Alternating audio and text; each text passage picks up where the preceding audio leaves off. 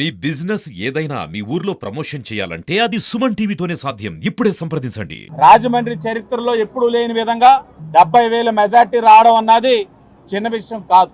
ఇది ఏ ఆదిరెడ్డి వాసువో ఆదిరెడ్డి అప్పారావు గారు ఘనత కాదు.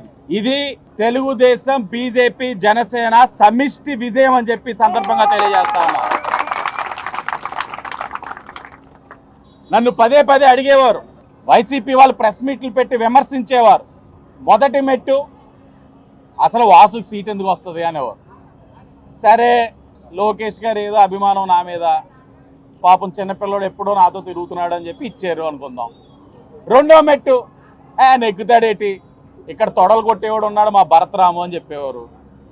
సరే, ఇప్పుడు 70,000 మెజార్టీ వచ్చింది. ఏం మాట్లాడతారు పేటీఎం కుక్కలు, ఏం మాట్లాడతారు? మేము చేసిన అభివృద్ధి మమ్మల్ని నెగ్గిస్తుంది అని అన్నారు. మేము నిర్మించుకున్న వ్యవస్థలే నెగ్గిస్తాయని చెప్పారు. ఏం జరిగింది? ఎందుకు ప్రజలు మిమ్మల్ని ఈ రీతిలో తిరస్కరించారు? 11 సీట్ల కర్మ సిద్ధాంతం అన్నది చాలా బలమైనది. హేళన చేశారు, అవమానపరిచారు. నా భార్య ఆదిరెడ్డి భవానీ కించపరిచారు అసెంబ్లీలో. నన్ను, నా సతీమణిని సుమారు 2 నెలలు ప్రశాంతంగా నిద్రపోనేకుండా చేశారు ఈ వైసీపీ పేటీఎం కుక్కలు. కర్మ సిద్ధాంతం అన్నది చాలా బలమైనది, చాలా గుర్తు కూడా ఎక్కువ ఉంటుంది. మాకు 23 వచ్చినాయి, ఈరోజు దాంట్లో సగం 11.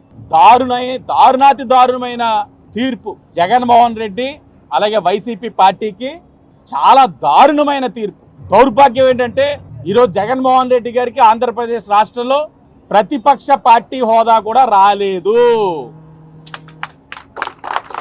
రాజమండ్రి సిటీ పరంగా తెలుగుదేశం, బీజేపీ, జనసేనగా మీకు అనేకమైన హామీలు ఇచ్చున్నాం. అభివృద్ధి పరంగా రాజమండ్రి నగరానికి ఏం చేయబోతున్నాం అన్నది కూడా స్పష్టమైన మేనిఫెస్టో ఇచ్చున్నాం. గెలిచిన వెమ్మటనే నిన్నటి నుంచే కార్యాచరణ మొదలు పెట్టడం జరిగింది. మరో 3-4 నెలల్లో ఏదైతే స్పోర్ట్స్ కాంప్లెక్స్ చెప్పి ఉన్నామో, రివర్ ఫ్రంట్ చెప్పున్నామో, వీటన్నిటికి కూడా ముహూర్తం చూసి మొదలుపెట్టే కార్యక్రమం కూడా చేయబోతున్నామని ఈ సందర్భంగా మీ అందరికీ కూడా తెలియజేస్తా ఉన్నాం.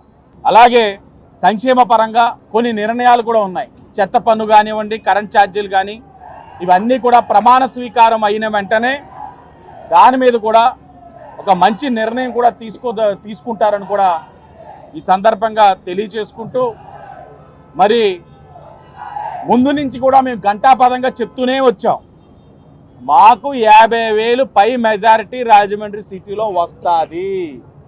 వస్తుంది. ఇదే మాట మీద మేము కట్టుబడి ఉన్నాం. దానికి అనుగుణంగా ఈ రోజున 70,000 పైచిలకు మెజారిటీ రావడం జరిగింది. కక్షలు వేధింపులు చేసే పార్టీలు మావి కావు.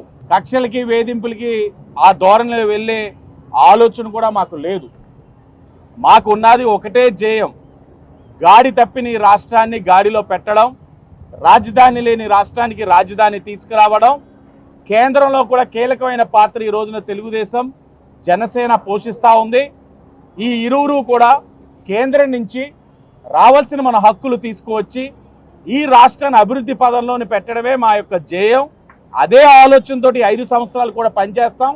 వాళ్ళ మాదిరిగా అధికారం వచ్చిందని మదమెక్కి వెర్రవీగి 5 సంవత్సరాలు పెట్టిరేగిపోయే కార్యక్రమం అయితే మేము చేయదలుచుకోలేదు.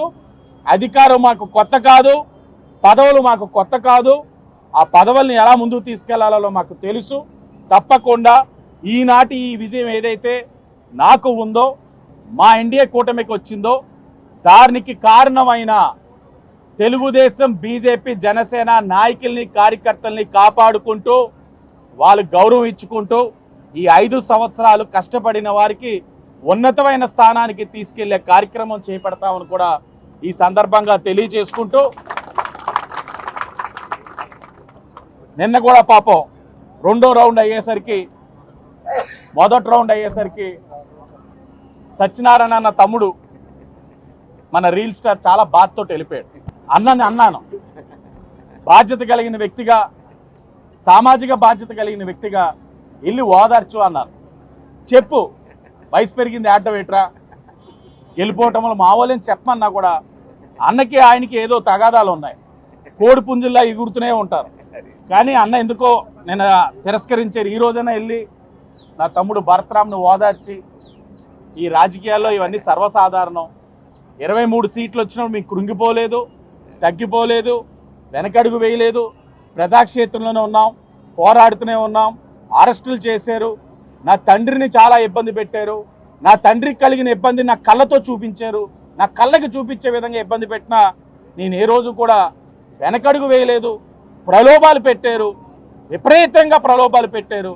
చివరాఖరికి ఎన్నికలు అయిన తర్వాత కూడా చెప్తా ఉన్నాను ఆన్ రికార్డ్, మిథున్ రెడ్డి గారు మనుషులు ఫోన్ చేసి ఇంకా వాళ్ళకి మెజార్టీలు వచ్చేస్తాయనే, క్లోజ్ అయితే ఆలోచించండి అని చెప్పి ఫోన్లు చేయించుకున్నారు.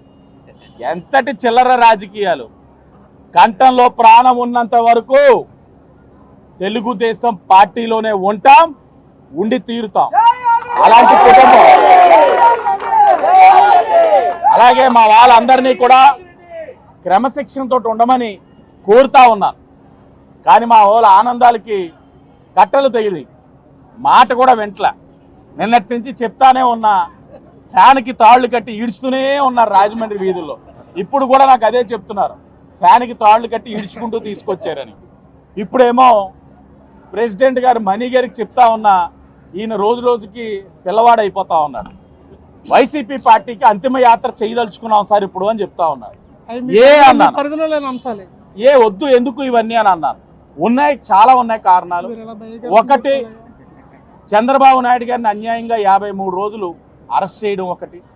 2, తల్లి సమానరాలు పురంధేశ్వరి గారి, భువనేశ్వరి గారి అసెంబ్లీ సాక్షిగా అవమానపరిచిన ఏ విధంగా కూడా మాట్లాడకుండా ఖండించకపోవడం అన్నది ఒకటి. 3, నా అన్న పవన్ కళ్యాణ్ గారిని వ్యక్తిగతంగా విమర్శించి తోలనాడి చాలా దారుణంగా అవహేళన చేశారు. ఈ అన్నిటికీ గాను ఈ రాష్ట్రంలో వైసీపీకి అంతిమ యాత్ర కింద చేయదలుచుకుంటున్నారు నాయకులు చేస్తారు. మీడియా వాళ్ళు దాన్ని కవర్ చేయండి, మేమైతే ఇక్కడే కూర్చుంటాం. ఎందుకంటే ఆ ఆలోచనకు వ్యతిరేకంగా చేస్తున్నారు. కానీ నేను గట్టిగా మాట్లాడితే మీరు ఆఫీస్లో కూర్చొని మీ పని మీరు చేసుకోండి అనే స్థాయిలో ఉన్నారు. వైసీపీ వాళ్ళకి కూడా చెప్తా ఉన్నాం, ఇదే పరిస్థితి మీరుంటే మీ ఆలోచన ఎలా ఉందను, మేము ఈ పరిస్థితిలో ఉన్నాం, మా ఆలోచన ఎలా ఉంది. మేము ఇంకా నగర అభివృద్ధి కోసం, ప్రజల కోసం, ప్రజలు మా పైన పెట్టిన బాధ్యతను ఎలా నిర్వర్తించాలన్న దాని మీద ఆలోచిస్తూ ఉన్నాం. మీ మాదిరిగా అధికారం వచ్చినట్టునే మైన్స్ ఎక్కడ ఉన్నాయి, ఇసుక ర్యాంపులు ఎక్కడ ఉన్నాయి, ఏ అధికారికి దగ్గర నుంచి ఎంత దోపి ట్రాన్స్ఫర్లు చేద్దాం, ఎలాగ దోచేద్దామన్న ఆలోచనతో వాళ్ళు ఉన్నారు. మేము నిన్నటి నుంచి అధికారులతో మాట్లాడుతూ నెక్స్ట్ స్టెప్ ఏం చేద్దాం, ఏ విధంగా డెవలప్మెంట్ ముందుకు వెళ్దామన్న ఆలోచనలోని మేము ఉన్నాం అనేది ఈ సందర్భంగా తెలియజేస్తూ, మీడియా వారిని మా వారు చేసే ఆ చిన్న కార్యక్రమం కూడా ఈ 5 సంవత్సరాలు చాలా ప్రయత్నాలు చేశారు, ఏ రోజు కూడా అంతిమయాత్ర చేయని వాళ్ళ. ఈరోజు అధికారం వచ్చింది కాబట్టి చెయ్యాలనేది అధికారి లాంఛనాలతో చేయదలుచుకున్నారు. కాస్త మీరు కూడా సహకరించాలని కోరుతా ఉన్నా. అందరికీ నమస్కారం.